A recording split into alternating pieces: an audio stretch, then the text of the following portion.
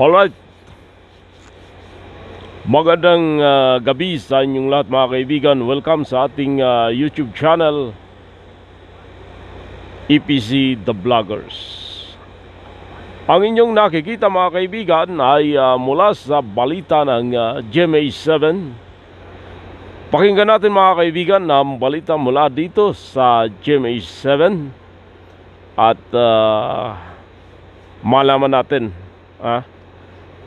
pag-usapan natin at mabigyan ng reaksyon ang naturang balita. Tinawag ni Vice President Sara Duterte na political harassment ang pagbawas sa mga pulis sa kanyang seguridad. Sa isang open letter sa PNP chief ay ipinuto niya rin ang video sa kanyang pamilya habang palabas sa bansa sa isang lugar sa NAIA kung saan piling mga tao lang umano ang pinapayagan. May mga miyembro rin umano ng PNP na nagpunta sa kanilang lugar at inaalam kung saan mismo ang kanyang inuupakang bahay. Nakatutok si Marisol Abduraman. Political harassment. Yan ang tawag ni Vice President Sara Duterte sa kanyang nararanasan ngayon na nagsimulaan niya sa pagbawi ng PNP sa kanyang police security detail.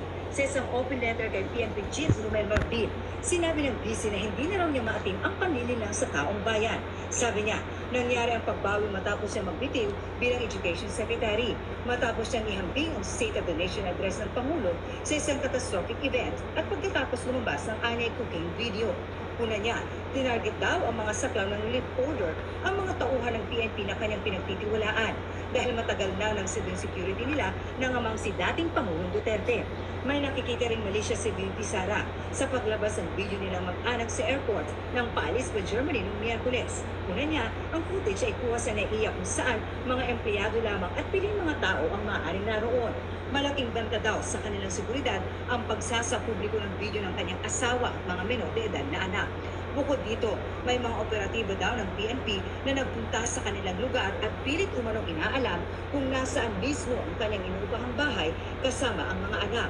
At sa sinabi ni Marbin sa isang panayam na wala umanong nakikitang banta laban kay VP Sara, sinabi ng vice na ang banta raw ba ay maaari lamang magmula sa external elements, hindi daw bantang maituturing ang harassment kung manggagaling mismo sa mga tauhan ng gobyerno. Hinihingan pa namin ang reaksyon si Marbin.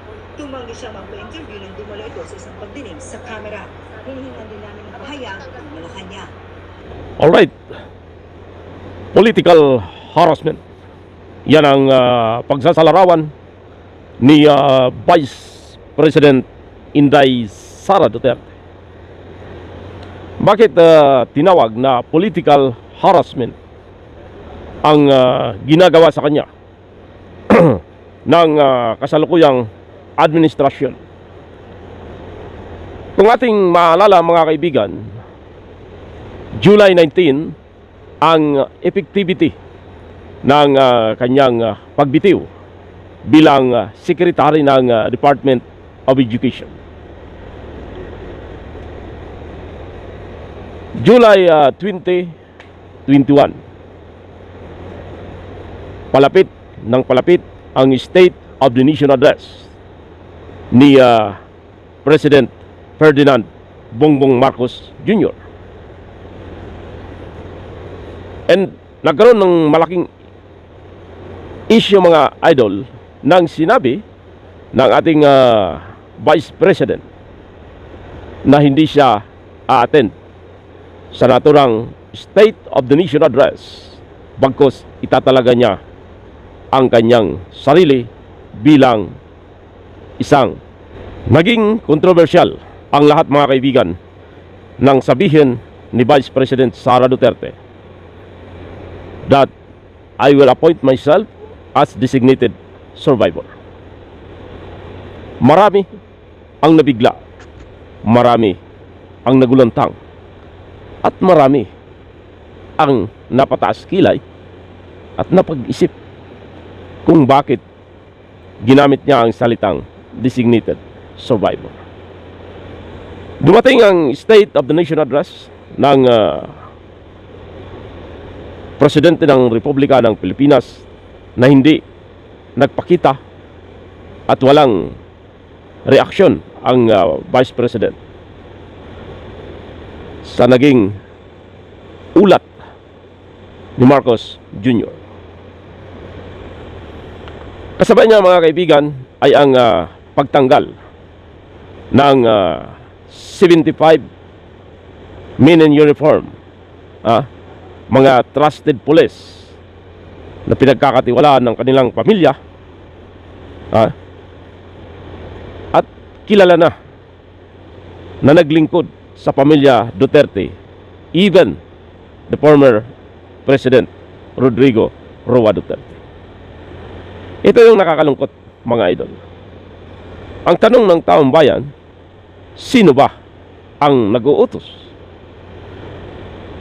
Dahil itong kasalukuyang Philippine National Police,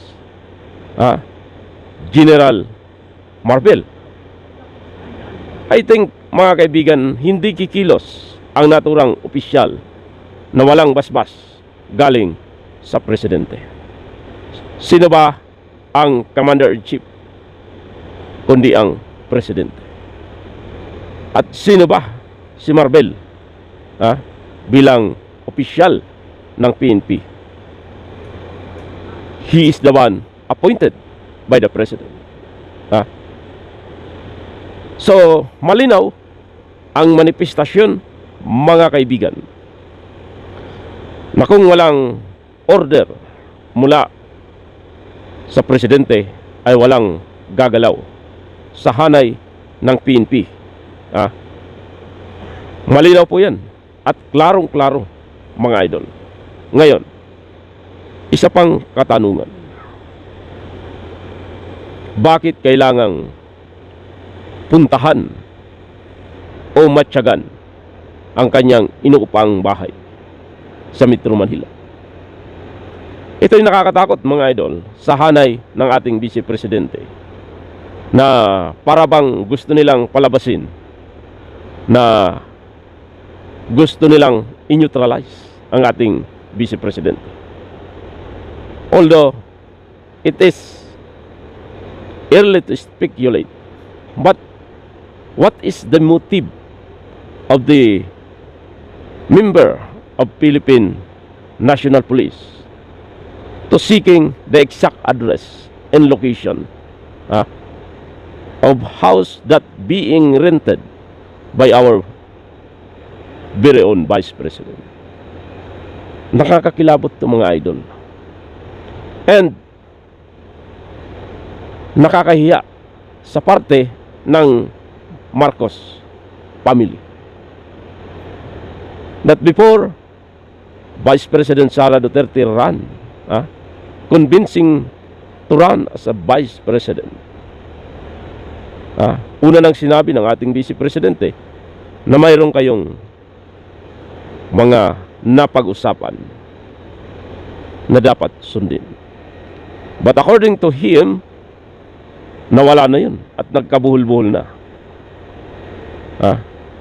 At ngayon, sinasabi niya ang mga kasinungalingan na ginagawa ng PNP chief ay hindi na nakakatuwa, na pinaglalaruan ang taong bayan sa tunay na isyu ng lipunan. Ito yung lagi nating tandaan mga idol.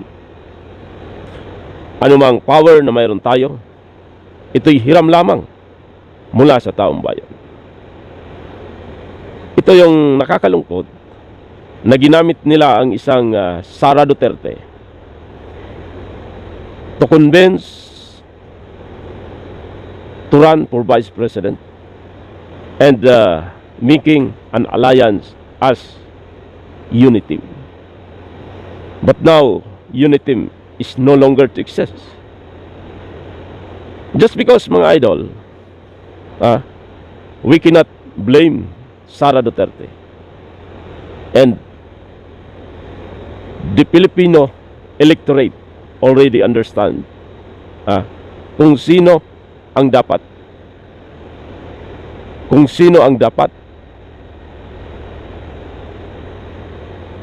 mga idol, nasisihin sa mga nagaganap na ito. Walang iba kundi ang Marcos administration.